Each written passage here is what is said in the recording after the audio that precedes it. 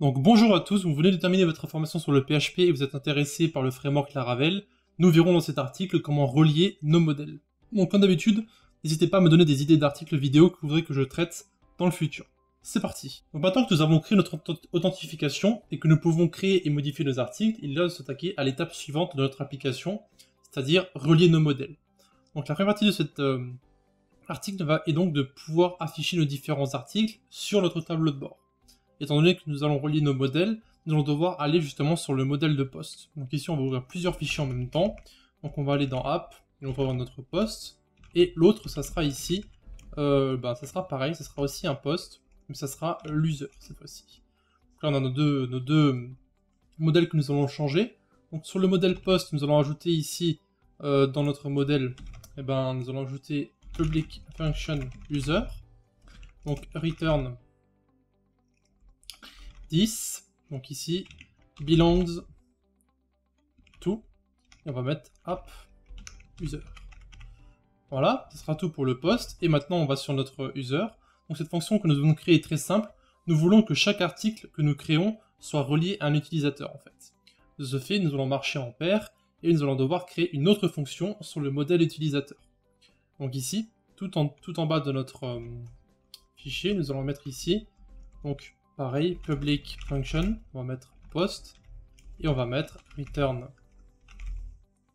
donc 10, on va mettre as many, et on va mettre app post. Voilà. Donc le simple fait de créer cette paire va permettre en fait de relier nos deux modèles. Ici nous disons simplement qu'un utilisateur peut avoir plusieurs articles, et qu'un article ne peut avoir qu'un seul utilisateur. Voilà. Maintenant que nous avons relié nos modèles, nous allons devoir récupérer ces données sur notre tableau de bord. Donc récupérer nos articles évidemment. Donc rendez-vous sur notre contrôleur home, donc on va ouvrir encore un autre fichier. Donc ici on va mettre app http controller et on veut le home. Voilà. Donc ici sur notre index, au-dessus de notre home, nous allons créer une nouvelle fonction. Donc on va mettre ici user id égale hôte. Donc user id. Et nous allons mettre user égale user find par rapport à son user id. Et nous allons aussi retourner les 10 articles aussi directement sur notre view. Donc with ici post, et on va mettre donc user post. Donc ici nous récupérons les différents articles concernant l'idée de l'utilisateur qui est actuellement connecté, et nous renvoyons ces différents articles sur son tableau de bord. De plus, étant donné que nous allons utiliser notre modèle utilisateur ici, nous devons aussi l'importer sur notre contrôleur. Donc au sommet de notre page, nous allons mettre ici en haut, use app \user. Voilà. Maintenant, il ne reste plus qu'à modifier notre view. Donc ici, nous allons devoir en fait créer un tableau avec nos différents articles que nous pourrons directement éditer ensuite. Donc ici, on va le mettre sur un nouveau truc encore. Donc ici, on va éditer notre view. Donc ressource view home. Ici, nous allons mettre en bas de vos articles, nous allons mettre notre tableau. Donc moi, je vais les copier encore une fois directement depuis mon article. Donc si vous le récupérez, vous allez simplement aller sur l'article et vous faites un copier-coller. Donc ici, on va l'expliquer. Ok, donc voilà pour notre petit tableau d'articles, etc. Donc ça va être, je vais essayer de vous l'expliquer.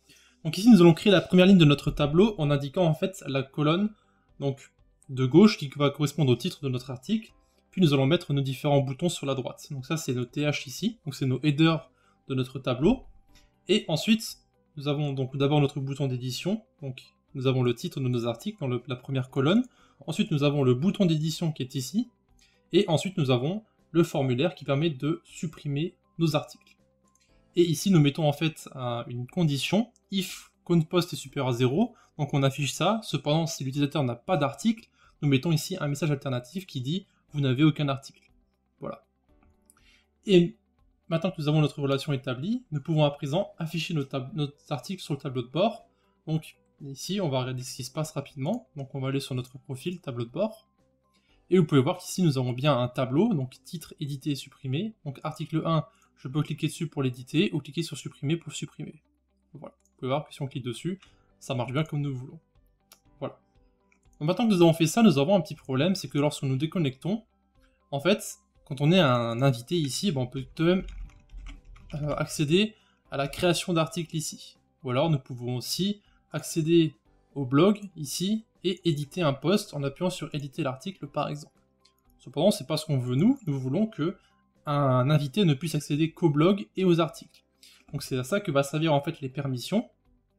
Donc nous allons faire en sorte que les personnes qui ne sont pas connectées ne puissent pas créer d'articles et ne puissent pas les éditer ou les supprimer.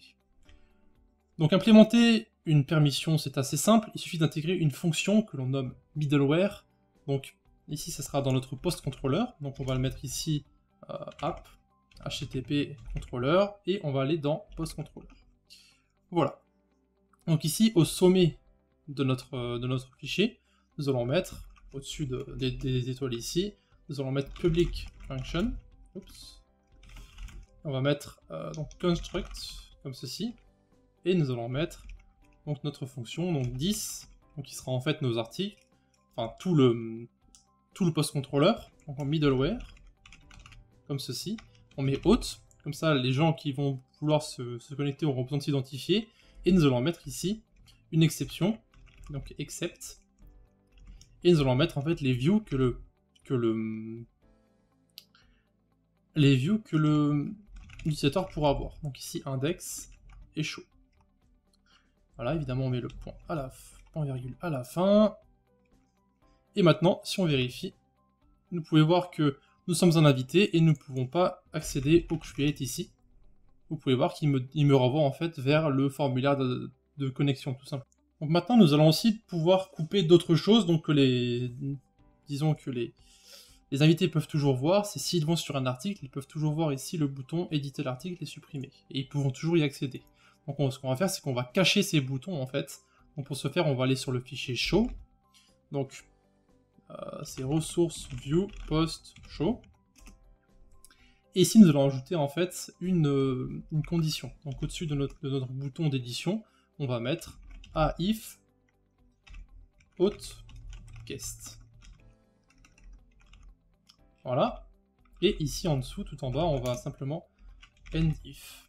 Voilà. On intègre tout, et voilà. Donc en fait, ce que ça va faire, c'est, si l'utilisateur n'est pas un visiteur, alors les boutons seront affichés. Aussi simple que ça. Ensuite, toujours dans ce fichier, nous allons cacher les boutons si l'utilisateur n'est pas l'auteur de l'article. Parce que oui, si on crée un autre compte, nous pourrons quand même modifier l'article, même si on n'en est pas l'auteur en fait. Donc ici, nous allons devoir ajouter une ligne, encore une fois, au-dessus de notre A. Donc on va mettre A if.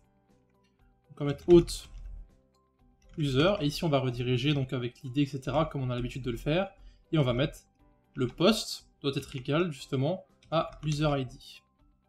Voilà. Et bien sûr, on end la condition en dessous. Voilà. Donc ici, même si on n'est pas l'utilisateur, et ben on verra pas, enfin si on n'est pas celui qui a créé l'article, on ne verra pas les boutons. Donc on va faire ça, on va créer un nouvel adresse email, un nouveau compte, codingknowledge.com. Voilà, ça c'est notre nouveau compte. Voilà, donc on a accès à notre tableau de bord et vous pouvez voir qu'on n'a aucun article pour le moment. Et si on va sur notre blog maintenant, sur notre article, vous pouvez voir que nous n'avons pas accès au bouton, même si nous nous sommes connectés.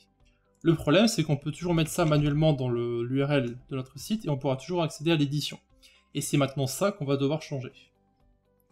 Donc pour cela, rendez-vous sur notre contrôleur, puis nous allons ajouter une petite ligne sur notre fonction edit. Donc ici, on va aller sur app, http, contrôleur, et on va aller sur post controller, et on va chercher notre fonction edit. Create, store, show, edit. Voilà. Et ici, nous allons ajouter une petite ligne en fait en dessous de notre post. Voilà, donc ici. Et nous allons mettre if auth, donc user, donc comme avant, user id, donc différent du post, donc user id. Alors, nous voulons que ça renvoie en fait vers le post. Donc return redirect, donc vers post, avec une erreur. Donc with error, on va mettre non autorisé. Voilà. Et nous allons aussi faire la même chose pour notre fonction destroy. Comme ça, il ne pourra pas... Enfin, l'utilisateur ne pourra pas supprimer... Oups. Voilà. Et on va aussi indenter correctement. Voilà. Et on sauvegarde. Et de ce fait, si l'utilisateur veut éditer un article, ici, et qu'il met edit, par exemple, l'utilisateur est renvoyé directement sur le blog.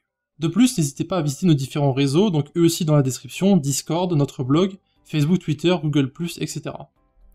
Voilà, si vous avez une question, rendez-vous dans la partie commentaire de cette vidéo, je réponds à tout le monde. C'était Alex, à la prochaine.